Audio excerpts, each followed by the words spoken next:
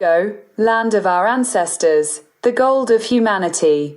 This morning, Saturday, March 29, 2025, as we prepare to commemorate the birthday of our beloved patriarch Philippe Fanoko Kossi KPODZRO, I began to shed tons of tears as I revisited the videos I shared yesterday about the man who, only a year ago, made us dream of the possibility of regaining our sovereignty.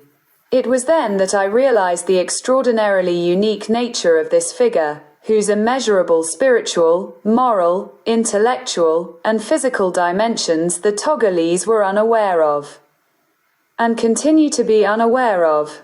The Togolese, afflicted by intellectual and spiritual myopia, seem collectively unaware of the divine providential gift that Philippe Fanoko Kossi KPODZRO represented for the Togolese people in their quest for liberation from the 50-year-old colonial yoke that continues to be perpetuated by the Gnassingbé military clan regime, by reluctantly obtaining for them a political change at the top of the state following the presidential election of February 22, 2020.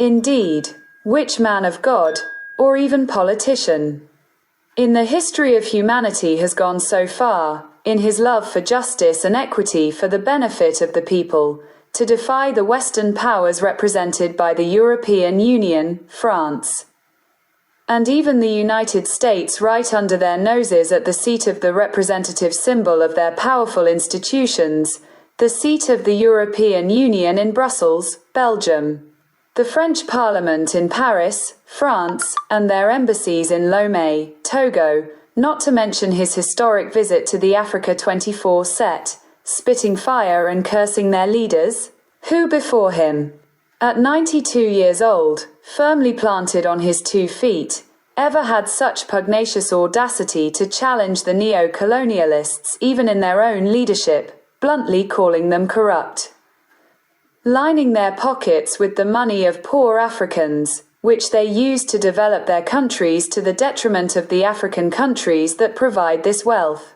if not Christ, whom he always proclaimed as his only master and model.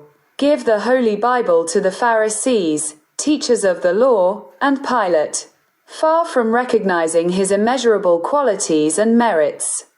The Togolese people have ignominiously, individually and collectively, passively or actively stoned him with vilely insulting, outrageous, and defamatory remarks, reducing to nothing the enormous sacrifices to which he painfully but boldly consented at the height of his 94 years less than 2 months, aggravated by his rheumatism and his prostatic condition, which condemned him to carry a catheter for life, the whims of which cruelly exacerbated his suffering as a nonagenarian.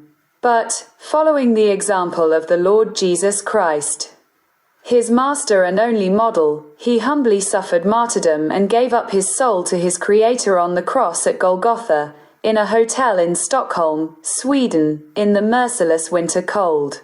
Today, on the eve of his birthday, all Togolese people, wherever they may be, must reflect on their own introspection and mea culpa, acknowledging their individual and collective crimes against this great man of God, whose immense kindness they ignored for their own benefit, and apologize to him both individually and collectively, in proportion to the harm caused to him.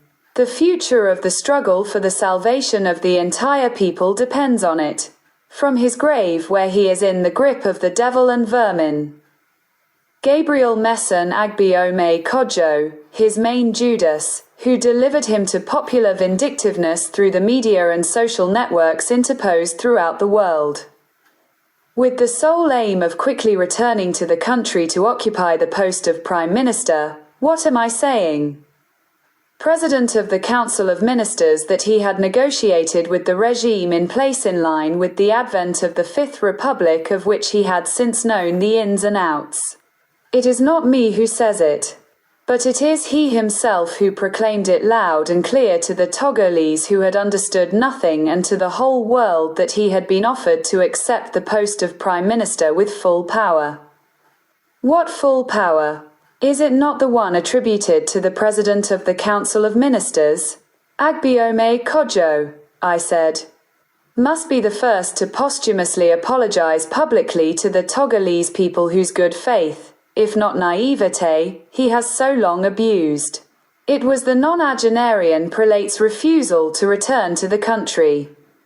As long as the current power holders are in power, that made him lose his temper and unleash his hungry dogs on us. I will say no more. Understand whoever wants. Saint Philippe Fanoko Kossi KPODZRO. Forgive them.